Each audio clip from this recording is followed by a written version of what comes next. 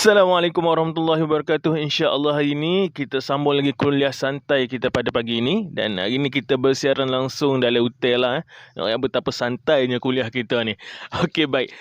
Untuk hari ini saya nak bawakan satu isu, bukan satu isu lah, kita kata satu perkongsian yang mana penting jugalah untuk generasi-generasi kita, generasi-generasi anak-anak kita, yang mana kita nak ambil ibrah ataupun ambil pengajaran daripada kisah-kisah sahabat-sahabat Nabi sallallahu alaihi wasallam, yang mana pada zaman Rasulullah sallallahu alaihi wasallam, pada zaman itu para remaja ni, para pemuda di zaman itu sangat-sangat hebat, sangat-sangat mempunyai ciri-ciri yang luar biasa, tak kiralah dari segi penghafalan Al-Quran ataupun amalan ataupun kekuatan dalam perang, memang sangat-sangat menakjubkan lah. Jadi kita kena ambil kisah-kisah ni supaya apa, kita dapat suntik dalam kalangan anak-anak remaja kita ni semangat-semangat seperti mana semangatnya remaja-remaja pada zaman baginda Rasulullah sallallahu alaihi wasallam. Jadi kalau kita tengok dan kita cuba bandingkanlah remaja pada zaman Rasulullah sallallahu alaihi wasallam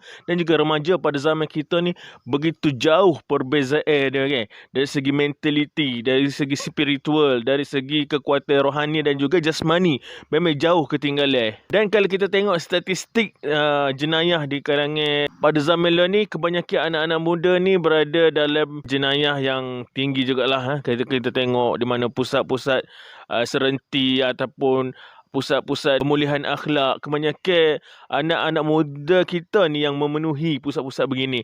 Jadi di manakah masalah ini? Kita kena tahu puncanya itu daripada apa. Jadi kita kata didikan para remaja ni tidak boleh lari lah daripada didikan sebenar daripada ibu bapa lah. Memang kita kata sebenarnya didikan ni dia dapat daripada sekolah dan juga sekeliling dia, maksudnya sahabat-sahabat dia apa semua. Tapi didikan yang awal yang sepatutnya menjadi teras kepada akhlak para remaja ni memang mari pada ibu bapa, tidak boleh lari lah. Jadi kita kena jadikan kisah-kisah teladan para sahabat ni sebagai pendidikan ataupun pengajaran bagi masyarakat kita ni. Jadi kita tengok pertama sekali kita tengok kisah Rasulullah sallallahu alaihi wasallam, bagaimana zaman remaja dia, maksudnya zaman kecil dia, zaman remaja dia tu dia ni macam mana. Okey, baik. Pada zaman Rasulullah sallallahu alaihi wasallam ni remaja, beliau ni telah digelarkan Al-Amin. Yang mana Al-Amin ni Rasulullah sallallahu alaihi wasallam dapat sebelum beliau diutuskan untuk menjadi rasul lagi. Maksudnya daripada dia kecil dan remaja tu dia telah digelarkan sebagai Al-Amin. Maksudnya kita kata nak cari pada zaman Rasulullah tu, nak cari budak hak berjuru, hak amanah, pandai jaga bagai, tidak mencuri, tak rajin menipu, akhlak yang baik, itu semua ada pada baginda Rasulullah sallallahu alaihi wasallam. Memang kepercayaan orang Quraisy pada ketika itu pada baginda Nabi sallallahu alaihi wasallam ni memang sangat-sangat luar biasa.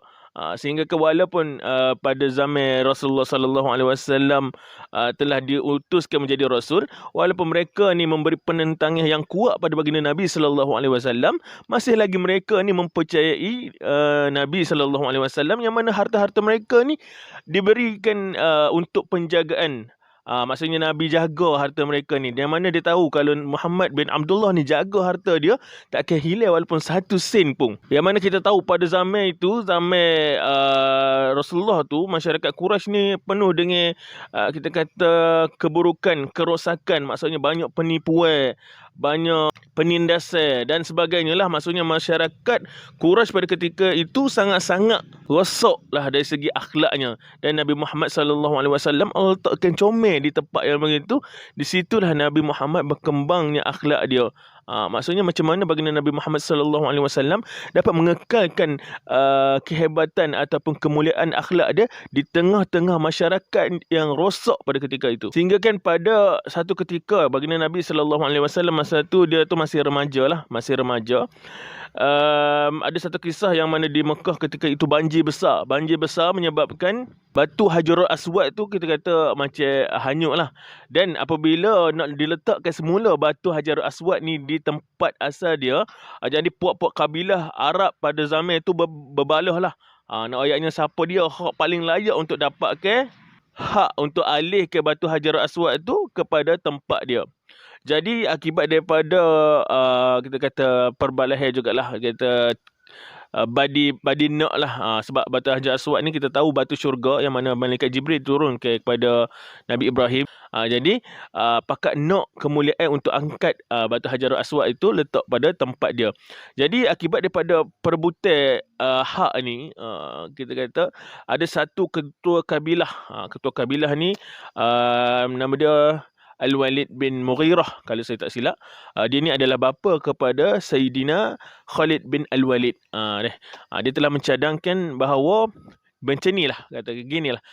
Okay, kita tengok esok sesiapa saja yang masuk mula-mula, maksudnya orang yang mula-mula masuk daripada pintu sekian-sekian ni, dialah akan jadi penentu kepada siapa yang akan letakkan batu Hajar Aswad ni pada tempat dia. Jadi semua bersetujulah. Jadi keesokan harinya orang yang mula-mula masuk daripada pintu tu adalah Muhammad bin Abdullah. Pada masa itu belum diangkat menjadi Nabi dan juga Rasul lah. Jadi orang Arab kata lagu mana?